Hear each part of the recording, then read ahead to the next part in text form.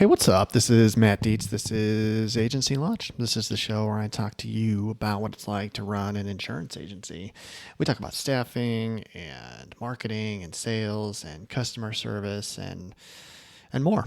And if you want some free, awesome information, I've collaborated with other professionals in the field and put together a great free resource for you. If you want to send me a text, you'll get two things. You will opt into my texting community where you will have access to me, and you can shoot me questions whenever you want.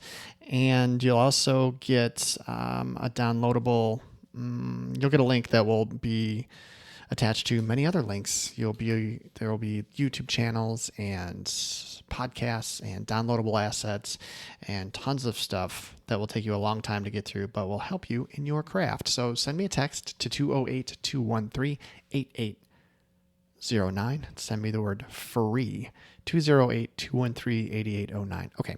Today I wanted to talk about a conversation that I had with client of mine who I'm coaching, and we did some heavy duty work into budgeting. Okay. This is something that a lot of agents have to learn on their own. This isn't something that is taught in your quote unquote trainings.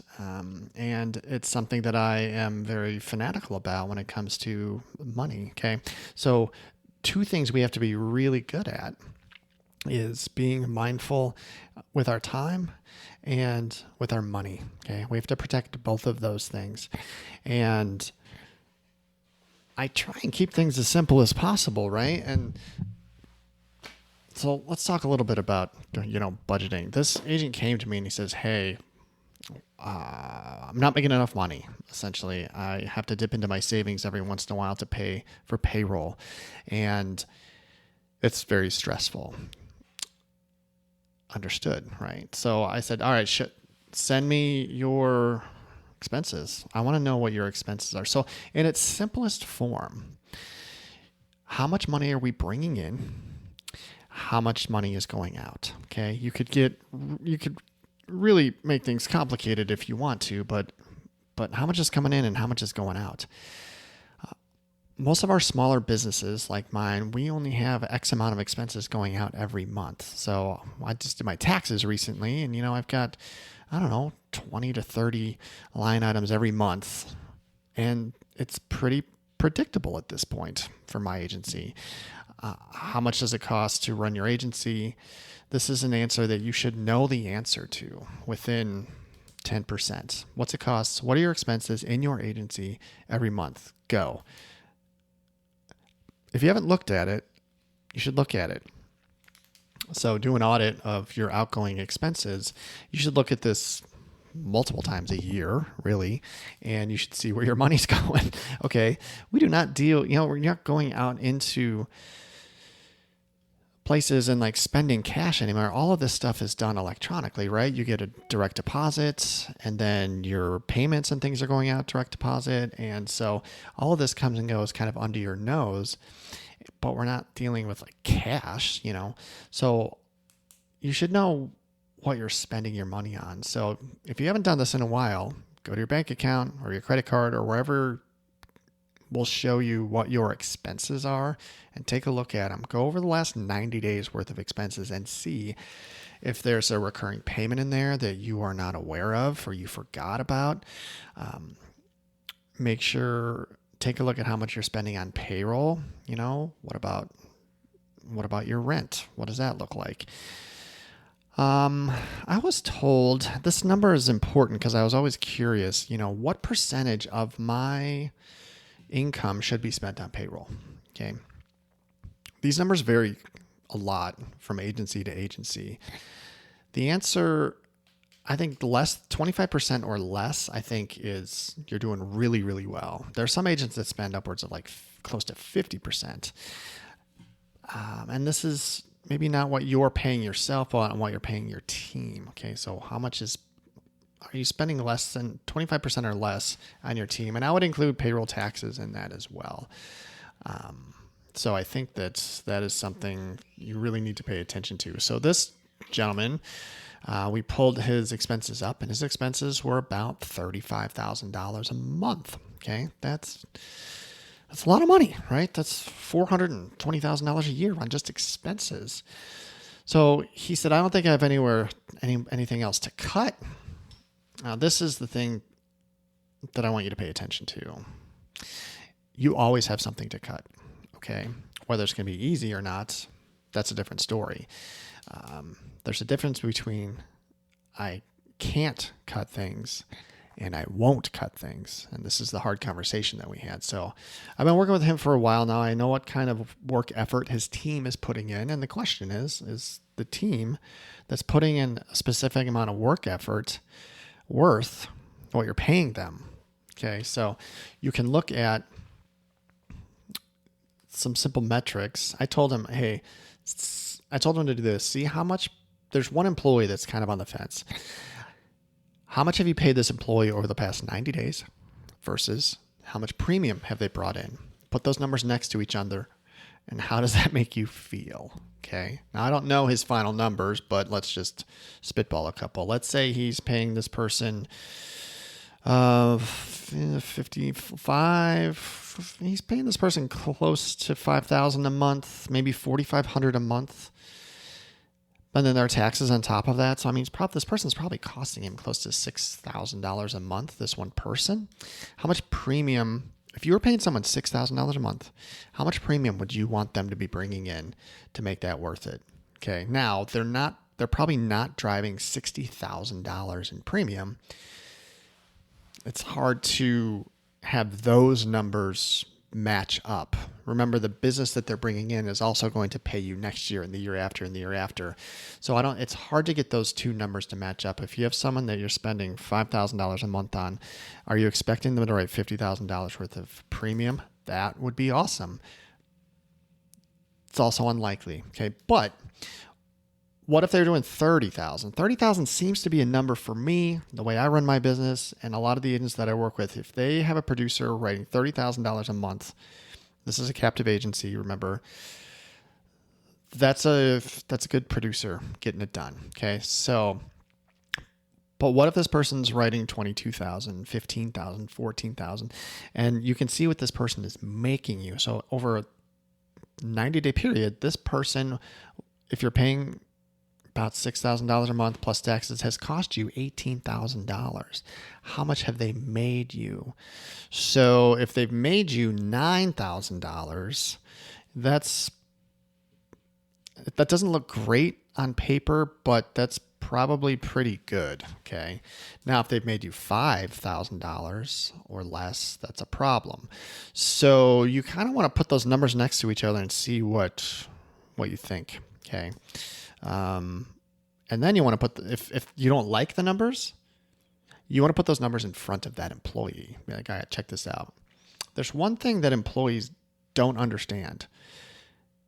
They don't know what it costs to run this business. Okay. And there may be a time and place where you expose them to specific numbers. They don't have to know the entire breakdown of your agency, but if you have a good employee that you want to invest in, that you think is going to make it, I've opened up specific parts of my books and shared this with them because I want them to know what the pain is behind the scenes. So if he said, hey, let's take this agent, for example. If he said, hey, look, what do you think this agency costs to run every month? I'll bet they would think it would be significantly less than what it is, because he's like, this agency costs $35,000 a month to run. So you wonder why I'm kind of, we're talking about sales numbers all the time and we're trying to write specific amounts of premium. It's because I've got to pay a lot of money in bills every month, $35,000. That will probably blow most of your team members away. They have no idea. They think you're just keeping all of this money that you're making. Okay. They have no idea they need to understand why we act the way that we do sometimes, which is part panic, part, elation when we get something on the books that's great. But we're always why are we always talking about sales? Why are we always talking about numbers? Because this thing costs $35,000 a month to run.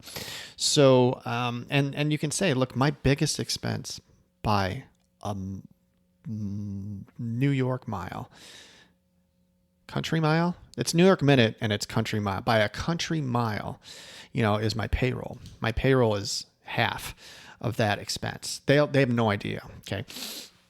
So I want them, if they like you and they care about you somewhat, and they have the power to release this parts of this burden from you, you might get more effort from them. Okay. If they really like you and they like the job, the best employees work with you, can understand what you're feeling and what you're going through, and will work to help you. Because if they like the job, they're going to want to stay. Okay. And if you have a good employee that really likes their job and is performing well,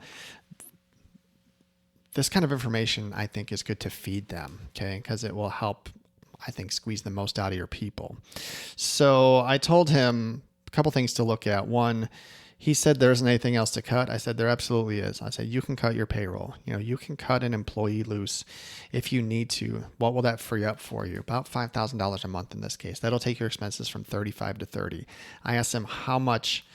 I said, I want you to forecast, if you cut this employee, if you fire this employee, what does your incoming, what will you project your income to look like over the next 90 days? And what would you project your outgoing expenses to look like with and without her? Look at those numbers. Take a hard look at these numbers. These changes that we're making, if you have to let an employee go and it's going to benefit you and you're going to make an extra $2,000 or $3,000 a month, I mean, you guys, that's $24,000, $36,000 a year more. Okay, these numbers add up really quickly. You've got to see if that's something that will appeal to you. Look at the numbers before and after, project. Okay. The other question I asked, I've said this, but could you pay somebody else $5,000 a month and get better production out of? That's the question you have to ask yourself once in a while. The other thing is he's paying $3,400 a month for rent, and he has more space than he needs. He just signed a 5-year lease 2.5 years ago. I said, you can get out of that. You can sublease that, you can sublet that. Okay. If you can sublet it for what you're paying and get into a space that's half that, now that might be another $1,500 that you can release. So you're looking at saving $5,000 and another $1,500. That's $6,500 by making a couple of substantial moves. But we have to be mindful of what's happening here. This person's dipping into his savings to do this. Okay. I don't want to spend my money at a certain point in my career to continue to employ somebody who's not getting it done for me, or if I've made a bad choice and I bit off more than I can chew and I'm spending $3,500 in rent, if I can get it for $1,750 somewhere else. He doesn't need that much space. My office, you guys, is 600 square feet. My rents, don't hate me, is $874 a month. And I'm on Main Street of a nice town. Okay. I got lucky. Okay. This fell into my lap, and my rent just went up like $75 a month. So, I told you I'm fanatical about my expenses. I also rented a space many years ago for $3,000 a month, a space that was way too big for me. What did I do when I realized that wasn't good for me? I got out of it, I sublet it, and I moved into my little space. Anyway, these are changes that he can make, but they do not have to be permanent changes. Okay. He can cut someone loose and he can work with a skeleton crew for 4 to 6 months. Along that time, he can actively be looking for another employee, and he can also look for another space. These are important decisions to make, but he can cut his expenses by 20% by making a couple of moves like that. So don't think that you're handcuffed to your employees or your space. This is important. Take a look at what's coming in, take a look at what's going out, and have these conversations. Don't feel boxed into this stuff. We can make decisions. Nothing is permanent. Nothing is permanent, okay? Nothing. People get divorced all the time, okay? Marriage is supposed to be forever, right? You could sell your house if you have to, right? I mean, there are big moves that we can make that maybe we don't want to make, but you have to know what your options truly are. Anyway, that's what I wanted to share with you today. I've gone a little longer than normal, but this is important. So, hey, my name's Matt. This is Agency Launch. You can find me all over the place. I am on LinkedIn. I'm very active on LinkedIn. That's probably the best place to connect with me. You want a better place to connect with me? Get in my texting community. You'll have some one-on-one interactions with me. Send me a text to 208-213-8809 and send me the word free. Also, check out agencylaunch.net. I've got coaching options. I just shared some of the work I'm doing with one of my agents. If I can save this guy $7,000 a month, by helping him make these decisions, you guys, that's $84,000 a year. These are the decisions that I help my agents make. That could save him $84,000 a year. Is helping making decisions like that worth a coach? Yes. So go to agencylaunch.net, check that out, connect with me wherever you'd like. And that's it. So thank you so much for listening. Keep up the good work.